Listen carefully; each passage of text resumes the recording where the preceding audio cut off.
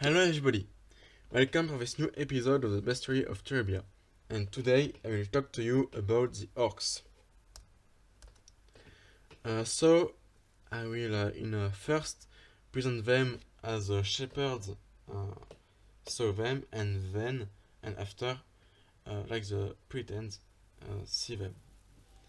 So for the shepherds, the Orcs are natural creature. Their single number is 26. So it's not especially dangerous, it's like humans, elves, creatures like that. And advice is look at the place because there is different culture of orcs. And as you can see, the orcs have very big muscles, have two long teeth from their mouth. They can have also pointy ears, and they have the same size as human. For the Puritans, it's different. They don't have an origin because the Puritans hate the orcs. In fact, they consider they are a fake. They are fake humans, and so they want to exterminate them. The Purity scale is 25%, and the advice is take their teeth because it's a symbol you have killed an orc, and it can impress other orcs. So here we have the Purity scale, and here is Jingle of Freak. And here, to remind you, the territories which are supposed to be controlled by the Puritans, and the territories which are supposed to be controlled by the Shepherds. It's the official map, but in reality it's a bit different. For example, the Puritans have less territories in reality. Now I will talk to you about the orc groups. So in the last episode, we saw that the elves have a true unity, with the Ildefos, for example. For the orcs, it's very different. They live in 4 different traditions. So the first of them is tradition of the hordes. So an horde, it's a family or a group of family uh, which are linked together by a link of blood. For example, you can be the could be by a fight. If the family fight together, they will be able to create later an horde um, with also wedding, for example. So things like that, and when different families assemble, it creates horde. And there are 3 principal hordes. So the Urchure Reg, the Undermai, and the Mensum Reg. They live in the steppes of the east of Terebia, and they live in a nomad. They live as nomad by and with reds on other population. And in fact, it's a way of life, the same way of life as the humans of the region. For example, they are both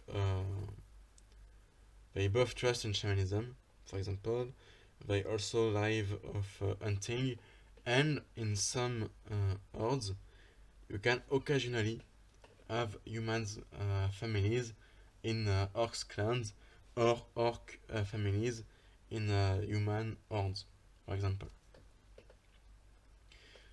After you have the orc kingdom, so it's a kingdom created by orcs in the northwest of Terebia.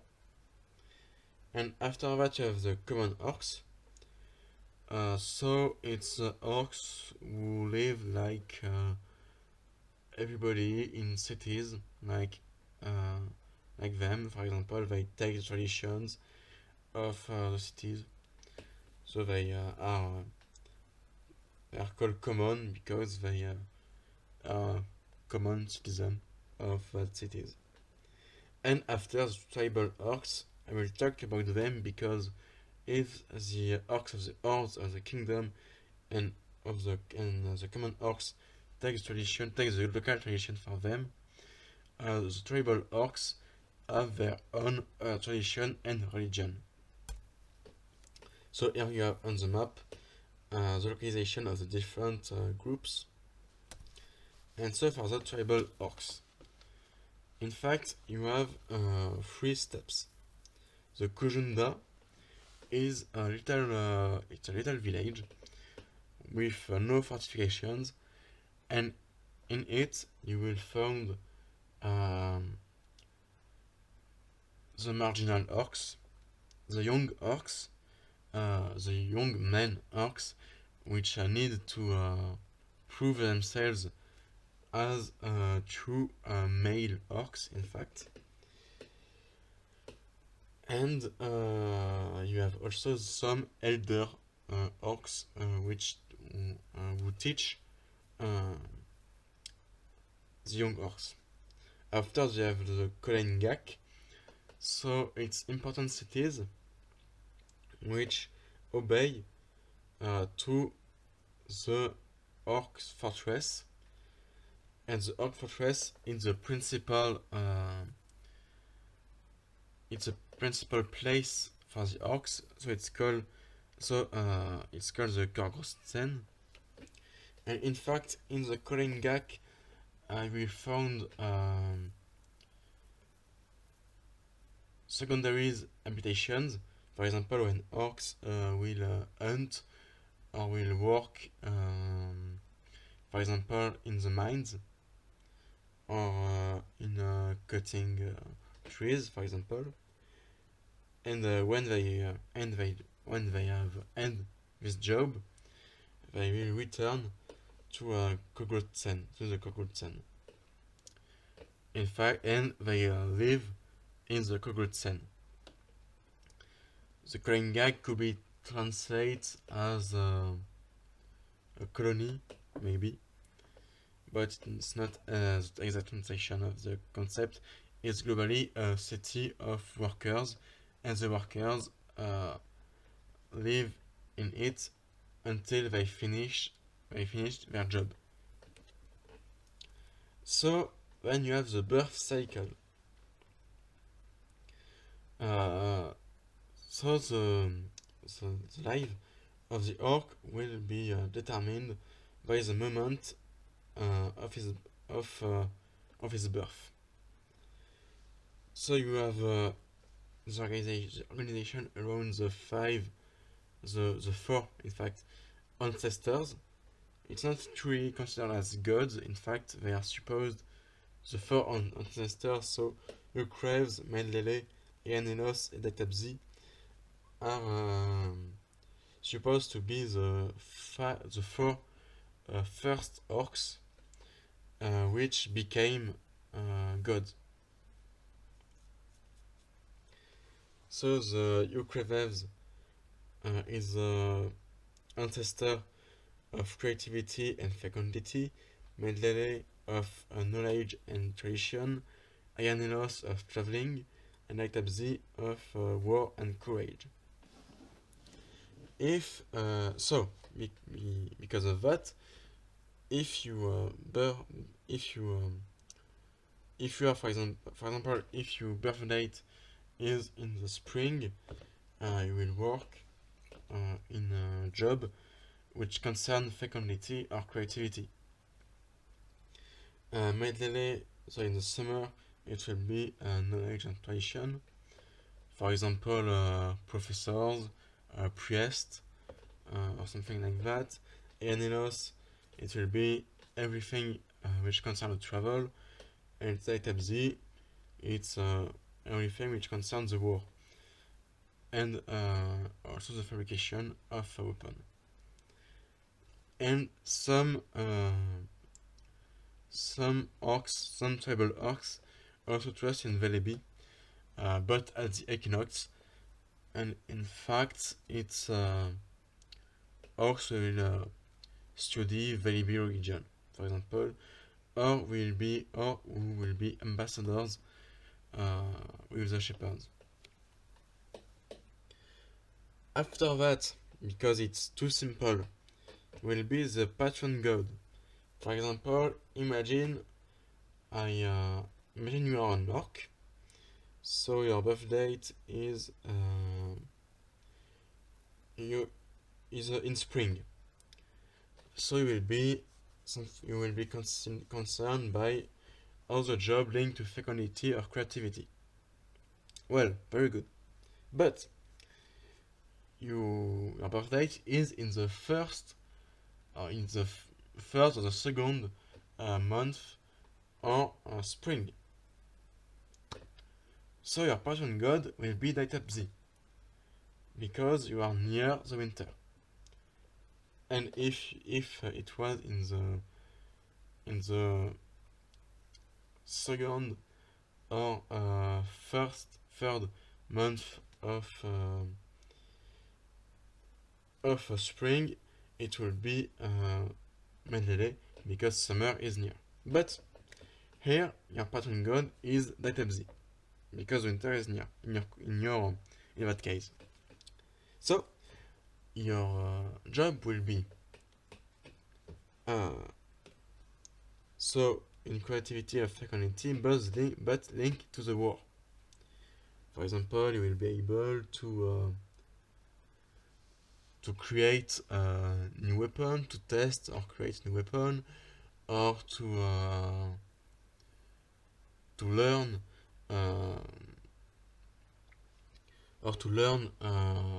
how to fight to the orcs who will be dedicated to war, or to be a doctor specialized for the warriors. You have the idea. Moreover, because it's still too simple, if it's a full moon in your birthday, so you will be considered as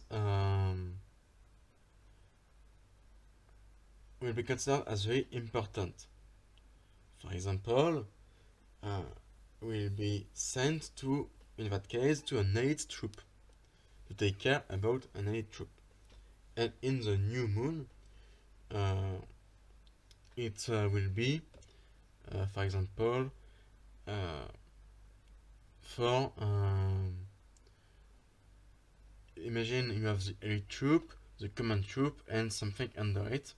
So you will take care about the under it. Generally, it's the young warriors who don't finish their formations. But if your birthday is during the moon of blood, so in fact it's when the sun is very close to the moon, and so the moon seems to be red. But for them, it's a signal from the gods. But seems that you will be dedicated to your patron god, and no to the god of your month. For example, in that case, you will be dedicated to Databzi, and your patron god will be Eucrez. So it switch the position. During an eclipse, you lose your patron god. So for example, imagine you live your birthday is during spring, in the first month of spring, but during an eclipse. So you only dedicate your life to Eucrez, and so you became a priest of Eucrez. Then you have a full moon of blood. So it's a full moon, but with a full moon of blood. You can pretend to become the king of your city, and later the king of the principal city. So, I know it's not very clear, but there is another thing. If your birthday is during the day, uh, you'll be considered as the day will be considered as the privilege given by gods, except if it's during the day of a full moon, a new moon, a moon of blood, or a full moon of blood. In that case, you will be considered as a common orc. And if your birthday is during the night, you will be considered as a common orc, except if it's during a full moon, a new moon, a moon of blood, an eclipse or a full moon of blood. Then,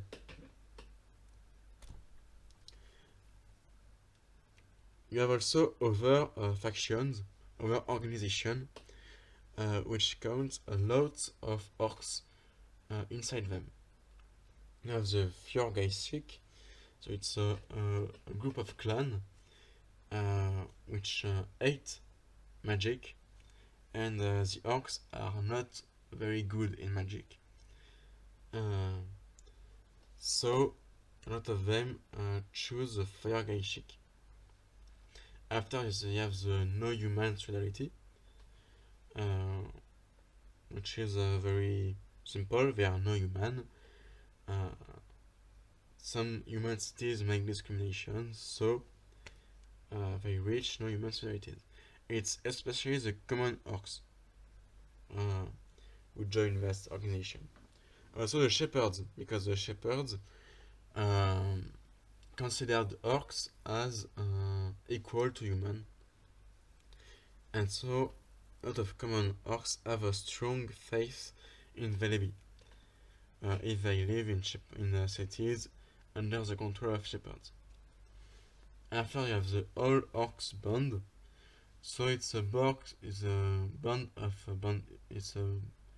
bandits, but only composed by orcs, and which only attack other races. After you have the Orccraft, so it's a regroupment of crafters of orcs. For example, you will be able to found smith in it, to found crafter of tools, weapons, a lot of crafters, in fact. And finally, the Inn of Crocs.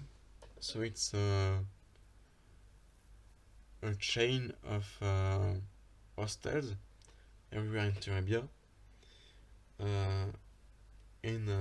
which was created by an orc. And so by tradition, a lot of orcs work in the hostels, also because the orcs have a very good nose and a very good tongue, and so they can smell very well, and they are considered as very good cooked, as they cooked very well. Now, what's the relation of the Puritans and the shepherds with the orcs? So the Puritans considered that the orcs have been to be exterminated, so the relations are not very good, as you can imagine, and the shepherds consider them as equal to the orcs, so it's better. So it's everything you have to know about the orcs. I hope you enjoyed that video, and for the next time you can choose between the sea ladies and the darkfly, or the dwarves. And back to the next episode.